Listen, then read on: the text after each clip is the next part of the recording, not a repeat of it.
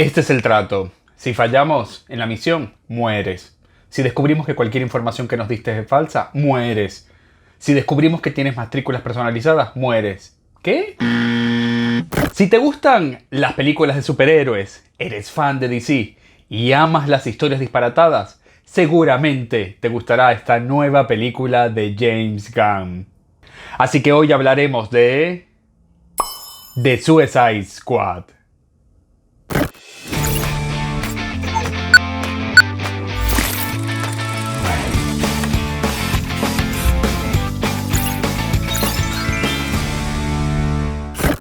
Hola, bienvenidos a Cinema Sandy, donde analizamos el cine y la televisión desde una perspectiva de diversidad e inclusione. Yo soy Andy Pineda. Se parla italiano, puoi attivare il sottotitoli qui su YouTube. Also, if you speak English, you can activate the subtitles here. Además, si te gustó este video, por favor, dale like y suscríbete al canal activando la campanita.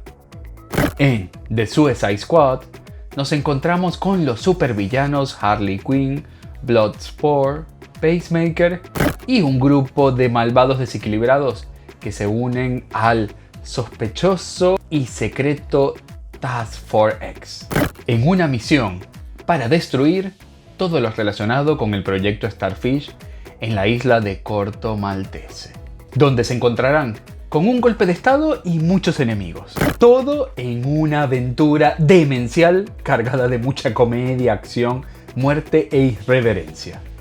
Debo admitir que me gustó mucho y para mí es una de las películas más salvajes y brutales que ha hecho Warner desde La Naranja Mecánica.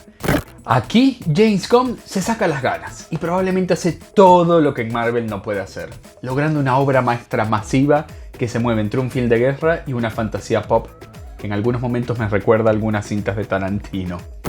The Suicide Squad es un reinicio y al mismo tiempo es una película independiente, por lo cual no necesitas ver la versión del 2016 para entender esta. Pero para quienes sí han visto la primera cinta, la película dirigida y escrita por James Gunn les parecerá prácticamente casi un universo paralelo, porque tiene una alineación diferente de supervillanos y actores, pero mantiene a Margot Robbie como Harley Quinn, Viola Davis como Amanda Waller, Jai Courtney como Boomerang y Joel Kinnaman como Rick Flag. Además, ahora es una comedia caótica con mucha violencia, a diferencia del drama con aventuras apta para toda la familia del 2016.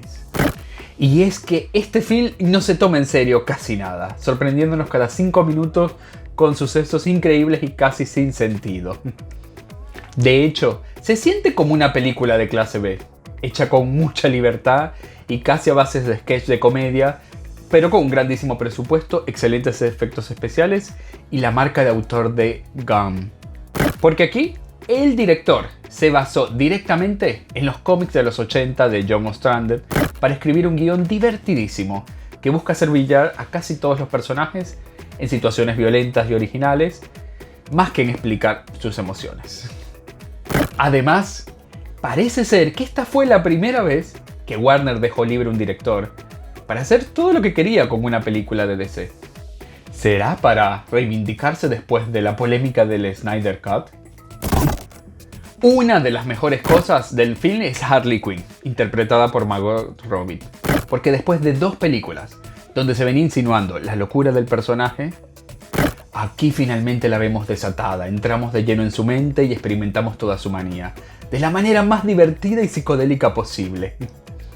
Algo similar a lo que pasa con Amanda Waller, que aunque es igualmente interpretada por Viola Davis, aquí es mucho más atrevida y fuerte. Otro de los personajes femeninos importantes es la millennial ratonera, interpretada por la portuguesa Daniela Melchor, que aquí hace su debut en el cine de habla inglesa. Por otra parte, el Bloodsport de Idris Elba está mejor construido como el líder rebelde de este equipo. Además, el King Shark, interpretado por Sylvester Stallone al estilo Groot, es entrañable y cómico.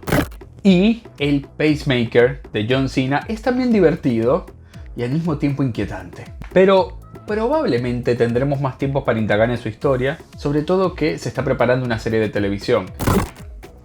En el semáforo de diversidad e inclusión, a The Suicide Squad le doy un Amarillo bueno.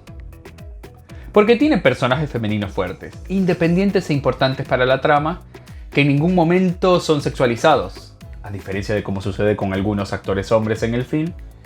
Y además no hay chistes machistas o sexistas. Pero, igualmente, en mi opinión, le falta un poco de diversidad dentro de los personajes. En la calificación general, a The Suicide Squad le doy un 4.5. Porque es un espectáculo genial e impredecible, con excelentes actuaciones, que hacen que sea una película de superhéroes bastante original, pero con un guión con poca sustancia emocional. ¿Qué te pareció de Suicide Squad? ¿Piensas que ahora en adelante Warner dará la misma libertad a los directores en sus películas de DC? Cuéntamelo en los comentarios. Además, si te gustó este video, por favor dale like y suscríbete al canal. Yo soy Andy Pineda y esto es Cine más Andy. ¡Chao!